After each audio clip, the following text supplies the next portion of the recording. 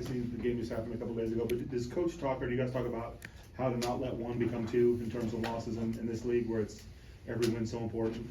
Yeah, I mean, yeah, definitely coach, just trying to keep our heads on our shoulders right now. It's basketball, but at the same time, yeah, like you said, it's on to the next one, and that's what, I'm starting to learn more and more with the Big 12. It's just every game, is not a gimme, so we just got to be ready for the next guys, but, we're preparing for it on Saturday. And are you a guy that has a short-term memory in terms of, like, I know tough 1 of 7 or 1 of 8, whatever, you just let that go and keep firing? Does this coach, have you the green light? Yeah, of course. I mean, going through practices, just being prepared, and him seeing the stuff that I've kind of putting on the off time of just getting shots up. It's kind of shown that, but yeah, like I said, it wasn't falling in the game, but you just got to keep playing and affecting it in different ways.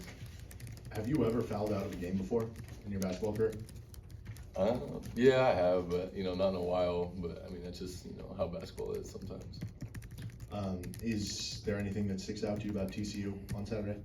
Definitely, just the pace that they play. They play, really fast. Like, we went in, the K-State game knowing they play fast, but, it's a kind of a new level when you're, watching TCU play and they're kind of offensive. So, just, playing with them and, trying to slow them down, whatever it takes.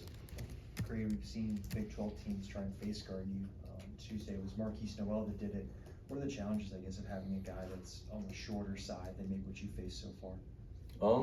Definitely he's a lot lower to the ground, so a couple times I put the ball down where I shouldn't have, and he snatched it real quick. But just learning that quick, and then trying to use it to my advantage of getting a quick post up and drawing a foul right there, and yeah, when that happens, it kind of opens up the floor for just other driving lanes from other guys, and just do that.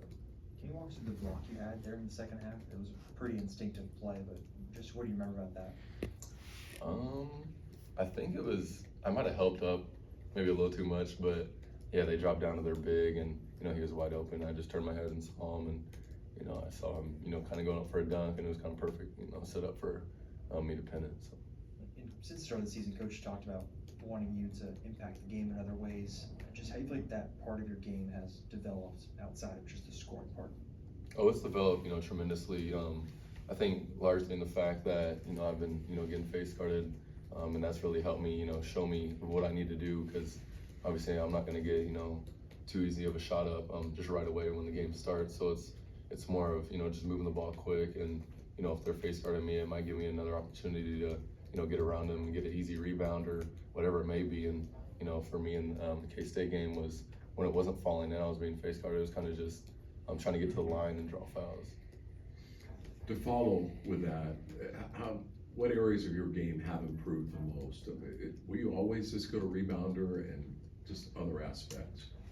I wouldn't say. I mean, I always say I crashed the boards, but it was probably throughout the end of high school where I learned that if guys are more close to me, face guarding wise, whatever it may be, it's going to give me a better opportunity to get around them, and if they're seeing me and I'm the one seeing the goal, it's kind of a bigger advantage for me to go get the ball and see where it's coming off the rim.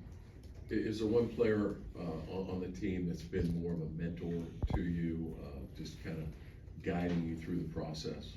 Yeah, definitely. The veteran guys like Kevin, Jay Will, and Juan, and where they've been in the past with Juan and Jay Will being in the championship, and Kevin obviously going through years at his schools, and whenever I have a question with anything and whatever, maybe offense, defense, I can go to any of them, and they really help me with everything. Is there one piece of advice that stands out to you that you heard from any of them? I mean, Jay Will is always just saying it with what he, like I keep saying, what he's done in the past. He really just always lets me know if the game's getting a little tense, or he can kind of see me coming to the huddle, and I'm thinking next play, whatever it may be. He's saying just play your game, stay calm. There's no reason to get upset about anything, and that just really helps me stay up united. Gradey, can I ask, just go back to the rebounding aspect real quick. What is the skill set you bring to that? Is that a mentality, or is that a physical skill set? And I'm also curious about with the success you had, especially in, you know, big moments rebounding, the team's kind of seeing the same thing from KJ. What do you guys bring into to make that occur? Yeah, I think it's kind of, you know, both what you're saying, you know, the skill and, you know, mentality, because obviously you gotta, you know, have a little skill to go get it, but against some of the, you know, the big guys in the league. But at the same time, it is a mentality too of where you're thinking, you know, that's just another extra possession that we give. You know, we get that ball or offensive rebound. So, you know, I definitely know KJ is thinking, you know, if we're on offense, we shoot a shot, he's going to go get that ball, and that might give us another opportunity to get a, you know, 2 more points or 3 points, whatever it is. So, I feel like, you know, that's the mentality part of it. Anything else? All right, thanks very much.